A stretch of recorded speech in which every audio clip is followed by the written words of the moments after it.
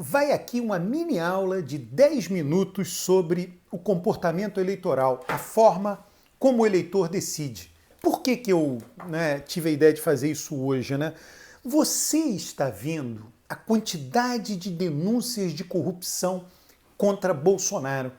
Hoje a PGR enviou para o Supremo uma solicitação de instauração de investigação acerca de prevaricação de Bolsonaro. Isso é impressionante, fortíssimo. Pois bem, ainda assim Bolsonaro tem eleitores. Você se pergunta, poxa, mas como? Ele foi eleito para combater a corrupção. Porém, ele agora está sendo vítima daquilo que o colocou lá e ainda assim ele mantém eleitores. Irá manter. E eu vou dizer por quê. Vamos lá. Existe um contingente de eleitores no Brasil que nunca votou no PT. Você conhece, eu conheço, pessoas que votaram o tempo inteiro no PSDB e em 2018 votaram em Bolsonaro. Não votaram no PSDB. Significa que sempre foram pessoas conservadoras, eleitores conservadores. Vamos dizer que esse pessoal seja 20% do eleitorado nacional, 25%, talvez 30%, né?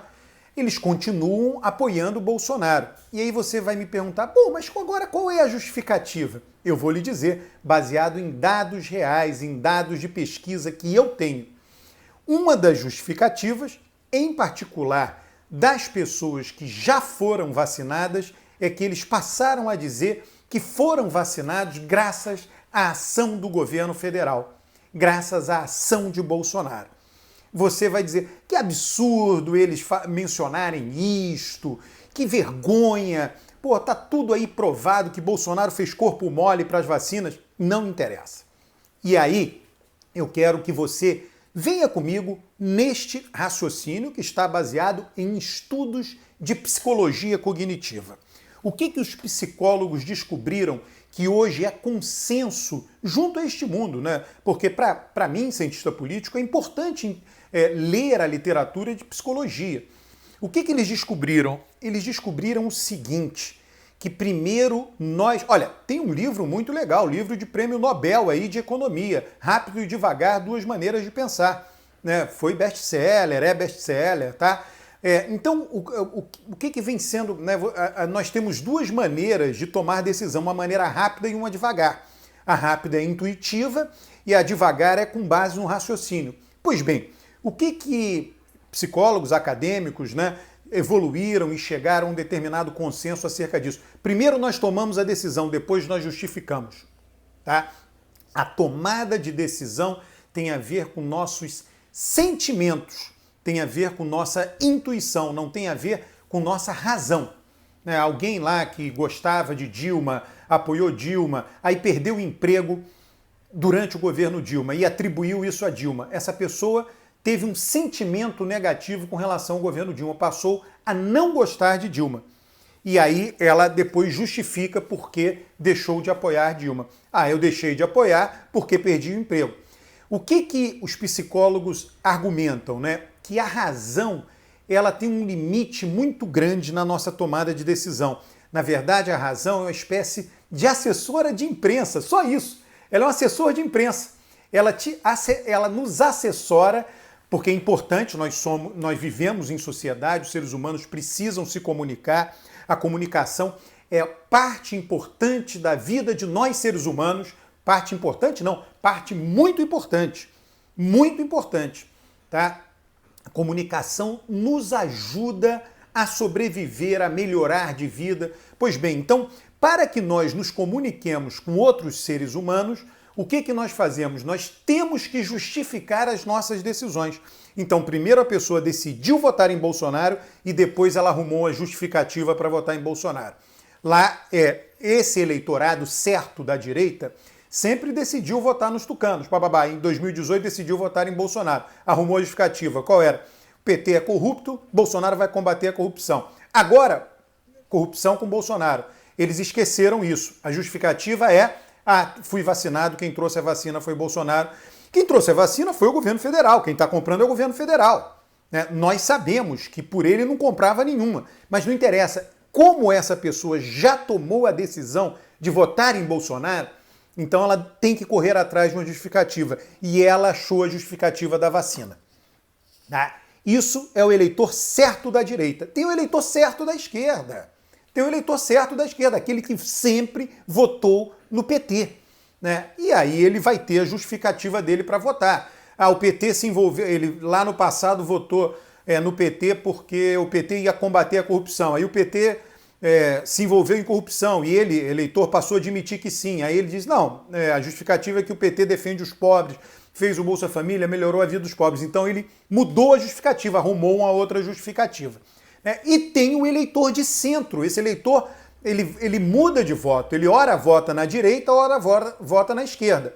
Quando ele votava na esquerda, nas eleições, né, óbvio, né, que Lula e Dilma venceram, a esquerda venceu. Aí o eleitor de centro saiu da esquerda e foi para a direita e votou em Bolsonaro e Bolsonaro venceu.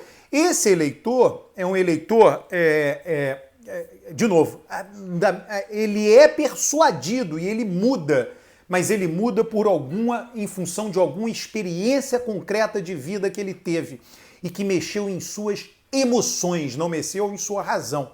Ele, como o eleitor certo de um lado e o eleitor certo do outro, também vai arrumar justificativas para o seu voto, para a sua escolha. Ele vai dizer, em 2018, a minha justificativa era que Bolsonaro ia combater a corrupção. Como ele agora se meteu em corrupção, eu vou votar no Lula. Então agora a minha justificativa é que é preciso votar Lula para que as coisas voltem para os eixos. Ele mudou o voto, mudou a escolha dele. Mas ele não mudou a escolha dele por conta de uma persuasão racional. Ele mudou por conta da experiência de vida dele. A experiência de vida dele mostra o seguinte, o governo Bolsonaro, que gerou tantas expectativas para mim, me frustrou, né?